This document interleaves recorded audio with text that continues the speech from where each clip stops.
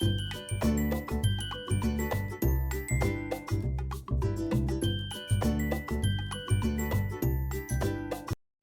Everyone, Radhe Radhe सभी को। कैसे हैं आप सब? आशा करती हूँ आप सभी स्वस्थ होंगे, मस्त होंगे और मैं भी बढ़िया हूँ। शादियों का सीज़न तो चल ही रहा है और हर साल कितनी ही शादियाँ होती हैं। आज मुझे भी शादी में जाना है, तो शादी तो हमारे परिवार में ही है। मेरी चचेरी ननद की शादी है, तो शाम को शादी में जाना है। शादी में जाने के लिए कुछ तैयारियाँ भी करनी है। दुल्हन के लिए गिफ्ट भी लाना है और अपने लिए भी साड़ी सेलेक्ट करनी है कि क्या पहनना है। तो इसके लिए तो सुबह से ही जुट जाना होता है कि घर के काम निपट जाए तो आगे की तैयारी हो।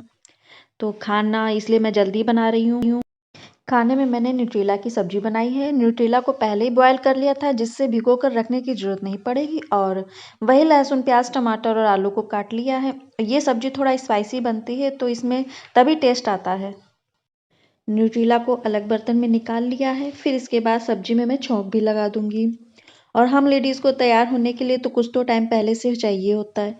बाल बांधने हैं, चूड़ी पहनना है, साड़ियों की प्लेट्स बनानी है। और कुछ साड़ियाँ तो ऐसी होती हैं जो दिखने में बहुत सुंदर लगेंगी, लेकिन उन्हें बांधने में बहुत दिक्कत आती है। और कुछ तो बहुत आसानी से बन जाती हैं। और चूड़ियों का भी वही हाल होता है। जल्दी तो मेरे हाथ में चूड़ियाँ चढ़ती ही नहीं है। मेरा हाथ टाइट है, तो पहनने में भी टाइम लगता है। पहले की शादियों में होता क्या था कि जो लेडीज़ चूड़ी पहनती थी वही पूरे फंक्शन में पहने रहती थी। फिर बार बार उन्हें चेंज नहीं करती थी। फंक्शन निपटने के बाद भी वही चूड़ियाँ पहने रहती थी, क्योंकि पहले इस तरह फ़ोटोशूट नहीं होता था ना। और मैंने खुद देखा है अपने घर में। लेकिन आज के दौर में क्या है कि हर चीज़ मैचिंग की होनी चाहिए, और मोबाइल तो हम सभी के हाथ में रहता ही है। फिर क्या कहने।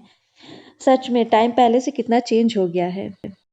पहले जैसा कुछ रह भी नहीं गया है। पहले जो चूड़ियाँ महीने भर में भी लोग पहनते थे, तब भी उन चूड़ियों की शाइनिंग नहीं जाती थी।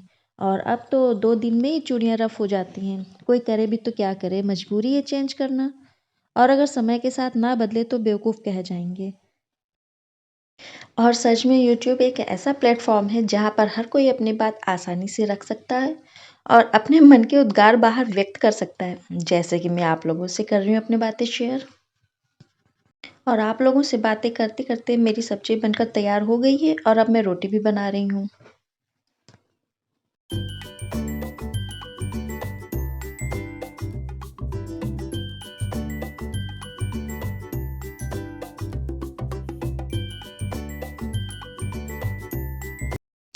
सब्जी कोई भी हो, हरी धनिया के बिना तो अधूरी सी ही लगती है। और हरी धनिया डालने से सब्जी टेस्टी तो हो ही जाती है और देखने में भी अच्छी लगती है। खाना बनकर रेडी भी हो गया है। अब मैं जल्दी से सबका खाना गर्मा गर्म लगा दूंगी, जिससे मेरा किचन का काम भी खत्म हो जाएगा और मैं आगे का काम कर सकूंगी। पापा के लिए मैं सिर्फ न्यूट्रीनिगेट की ही सब्जी रखूंगी और रोटी रखूंगी, क्योंकि वो उन्हें डायबिटीज है, इसलिए उनको आलू तो बिल्कुल भी नहीं दूंगी। ये पापा की थाली है।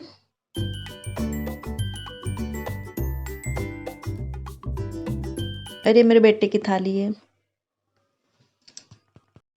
और अब हम लोग शादी में पहुंच गए हैं। शादी में पहुंचकर सब लोगों से मिलकर बहुत अच्छा लगा। जयमाला हो जाने के बाद हम लोगों ने खाना खाया, खूब एंजॉय किया, फोटोशूट भी हुआ। और सभी लोग तो अपने अपने में लगे थे फोटोशूट करने में। दूल्हा दुल्हन भी बहुत प्यारे लग रहे थे। एक तरफ खाना चल रहा था तो दूसरी तरफ आशीर्वाद का कार्यक्रम चल रहा था। खाना खाने के बाद मैं और मेरे हस्बैंड भी गए थे आशीर्वाद देने के लिए दूल्हा दुल्हन को। और ये तीनों बच्चियां बहुत प्यारी है, मेरे पड़ोस में ही रहती हैं। ये भी मुझे मिल गई यहाँ पे, तो बहुत मज़ा आई। और जब बात फ़ोटो की हो, वीडियो की हो, तो मैं भी कहाँ पीछे रहने वाली हूँ। मैंने भी बहुत मज़े से वीडियो बनवाए अपने, और खूब मज़ा आई।